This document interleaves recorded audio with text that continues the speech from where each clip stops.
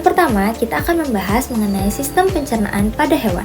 Namun, sebelum masuk ke pembahasan yang lebih dalam, perlu kita ketahui apa itu sistem pencernaan.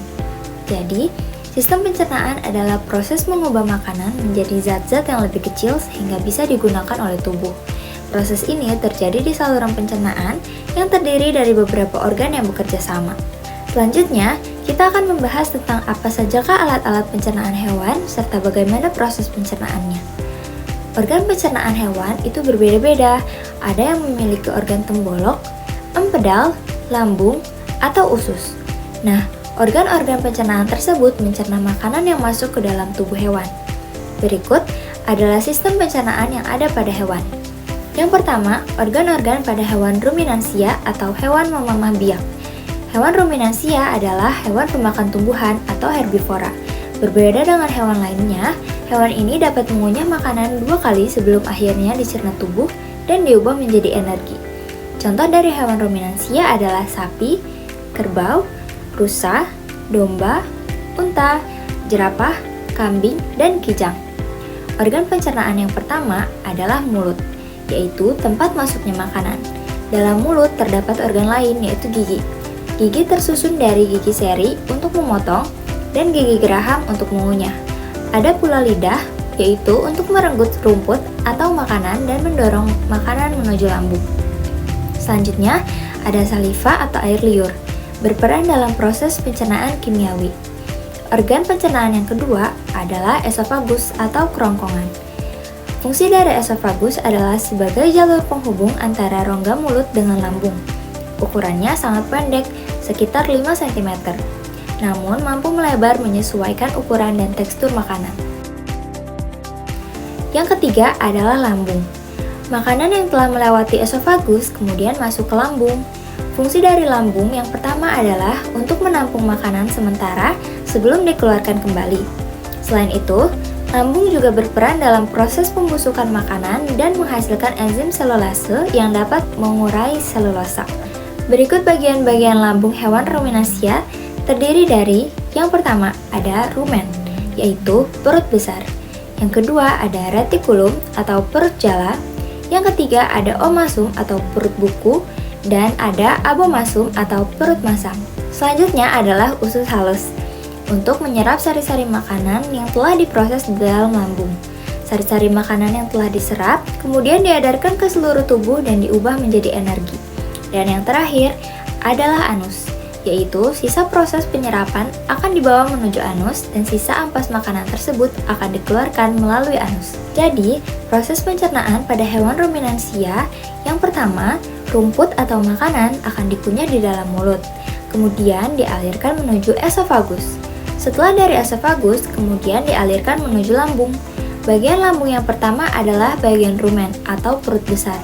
Di sana merupakan tempat penyaringan sementara makanan yang sudah dikunyah. Makanan dicerna dengan bantuan mikroba atau bakteri.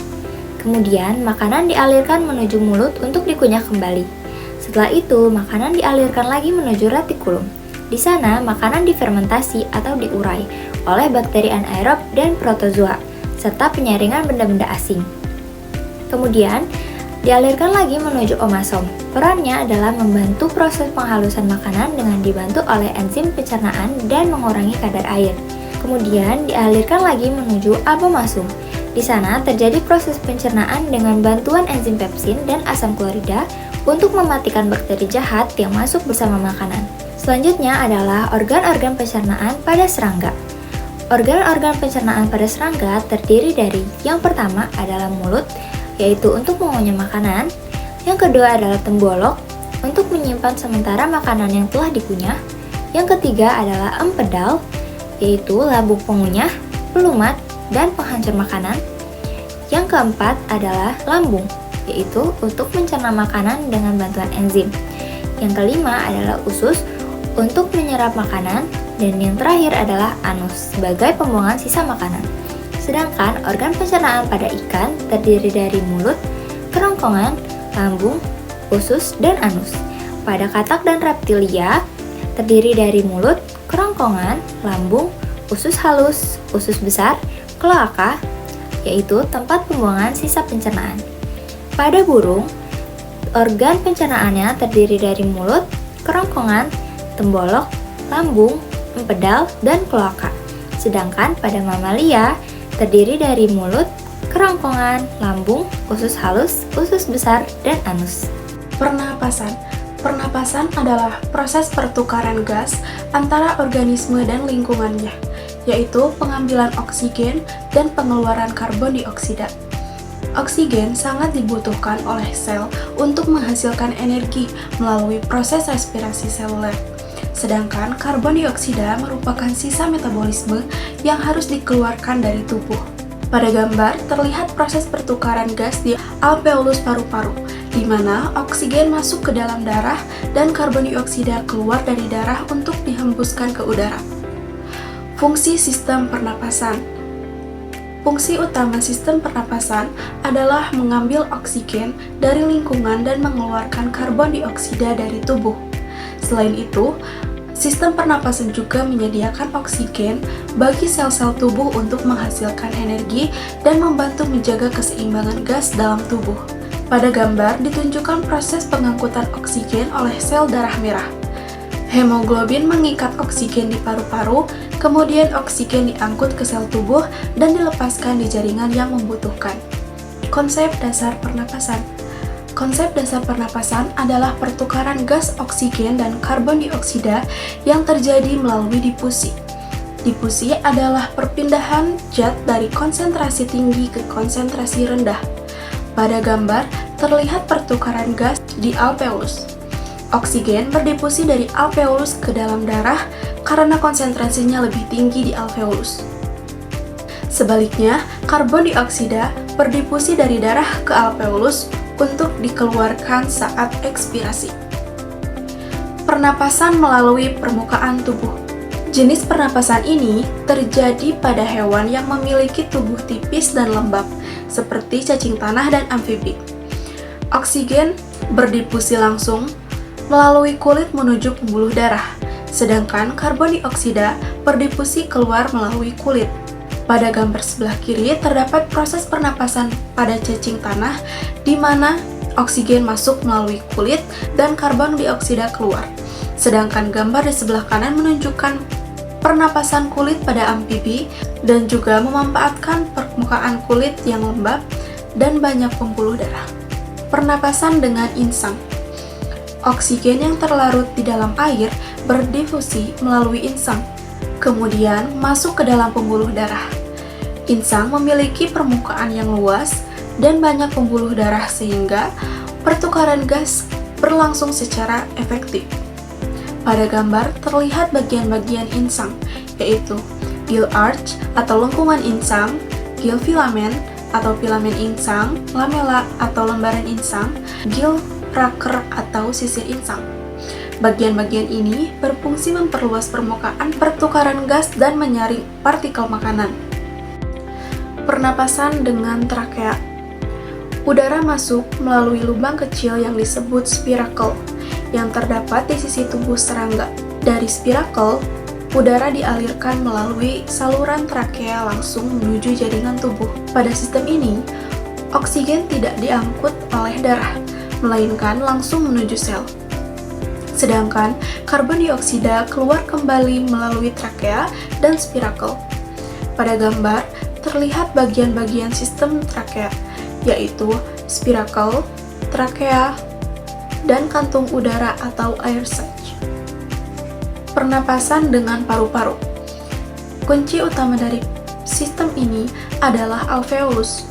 Bisa kita lihat pada gambar, alveolus adalah kantung udara kecil yang dikelilingi oleh pembuluh darah kapiler. Disinilah terjadi pertukaran gas yang sangat penting. Oksigen dari udara masuk ke dalam pembuluh darah menjadi oxygenated blood. Karbon dioksida dari darah keluar menjadi alveolus untuk dihembuskan dari deoxygenated blood. Proses ini berlangsung sangat efisien karena permukaan alveolus yang luas dan dindingnya yang tipis memudahkan gas untuk meresap masuk dan keluar. Pernapasan khusus pada burung. Burung membutuhkan energi besar untuk terbang, sehingga mereka memiliki sistem pernapasan yang jauh lebih kompleks daripada manusia. Selain paru-paru, burung memiliki alat tambahan bernama kantung udara atau air sac. Mari kita perhatikan bagian-bagiannya. Ada posterior thoracic dan abdominal air sac di bagian belakang. Lalu ada anterior thoracic, cervical, dan clavicular air sac di bagian depan. Uniknya, udara pada burung mengalir satu arah. Saat burung bernapas, udara tidak hanya masuk ke paru-paru, tetapi juga mengisi kantung udara ini. Hal ini memungkinkan paru-paru burung selalu mendapatkan pasokan oksigen murni, baik saat mereka menghirup napas maupun saat membuang napas. Ini adalah adaptasi luar biasa untuk menjaga efisiensi oksigen saat berada di ketinggian. Kemudian, keterkaitan sistem pernapasan dan adaptasi. Kita bisa melihat bahwa setiap hewan memiliki alat pernapasan yang berbeda-beda sebagai bentuk adaptasi terhadap lingkungannya. Kita bisa membandingkan 4 tipe utama. Ada ikan atau bovine menggunakan insang atau gill dengan sistem count-occurrence exchange untuk mengambil oksigen dan air. Mamalia atau squirrel menggunakan paru-paru dengan sistem aliran udara bolak-balik atau tidal. Kemudian burung atau blue jay menggunakan paru-paru dan parabronchus dengan sistem aliran silang atau cross current yang efisien. Amfibi atau pada katak, selain paru-paru, mereka juga bernapas melalui kulit yang lembab. Kesimpulannya, semua perbedaan ini bertujuan satu, memastikan tubuh mendapat oksigen yang cukup untuk mendukung metabolisme dan menjaga fungsi tubuh tetap optimal. Selanjutnya kita akan membahas tentang endokrin. Apa sih endokrin itu? Nah, endokrin itu adalah sistem pengaturan tubuh yang bekerja melalui hormon yang disekresikan ke dalam darah untuk mengatur pertumbuhan, metabolisme, reproduksi, dan keseimbangan tubuh. Nah, pada hewan, sistem endokrin bekerja dengan prinsip yang sama, yaitu menggunakan hormon untuk mengatur fungsi tubuh. Struktur sistem endokrin. Sistem endokrin tersusun atas kelenjar-kelenjar endokrin yang menghasilkan hormon dan melepaskannya langsung ke dalam darah. Nah, secara umum, struktur sistem endokrin ini meliputi hipotalamus, kelenjar hipofisis, kelenjar tiroid, kelenjar adrenal, dan pankreas. Hipotalamus pada hewan. Pada ikan, hipotalamus merupakan bagian otak yang berperan sebagai pengendali utama sistem endokrin dengan menghubungkan sistem saraf dan kelenjar hipofisis. Hipotalamus menghasilkan hormon pelepas yang mengatur sekresi hormon hipofisis sesuai kondisi lingkungan. Nah, hipotalamus pada ikan berperan dalam mengatur pertumbuhan, metabolisme, reproduksi, serta respon terhadap stres.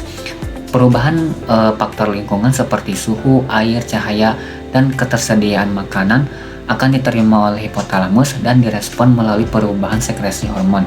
Nah, selain itu, hipotalamus berperan penting dalam pengaturan reproduksi ikan, terutama dalam mengontrol pematangan gonad dan waktu pemijahan melalui kerjasama dengan hipofisis dan hormon gonadotropin. Nah, pada ikan ini, hipotalamus terletak di bagian ventral otak depan, di bawah talamus, dan di atas kelenjar hipofisis. Nah, posisi ini memungkinkan hipotalamus mengontrol langsung hipofisis dalam mengatur sistem endokrin. Selanjutnya, kelenjar hipofisis pada ikan. Nah, hipofisis pada ikan ini terletak di bawah hipotalamus dan berfungsi sebagai pusat pengatur hormon yang mempengaruhi pertumbuhan, reproduksi, dan keseimbangan fisiologis. Nah, kelenjar hipofisis ini terletak di bagian ventral otak, tepat di bawah hipotalamus dan terhubung langsung tanpa tangkai panjang seperti pada manusia atau mamalia. Nah, hipofisis ini berperan sebagai kelenjar endokrin utama yang mengontrol pertumbuhan, reproduksi, metabolisme, dan osmoregulasi melalui hormon-hormonnya. Lalu hubungan hipotalamus dan hipofisis pada ikan ini terletak pada hipotalamus yang mengatur kerja hipofisis dengan mengirimkan sinyal saraf dan hormon pelepas, sehingga hipofisis dapat mensekresikan hormon ke dalam darah. Nah, sistem ini memastikan respon hormonal ikan sesuai dengan kondisi lingkungan, seperti perubahan suhu, salinitas, dan musim reproduksi. Selanjutnya, ada kelenjar tiroid pada hewan. Nah, kelenjar tiroid pada hewan ini berupa jaringan yang tersebar di sekitar paring dan insang yang berfungsi sebagai penghasil hormon T3 dan T4 untuk mengatur metabolisme dan pertumbuhan.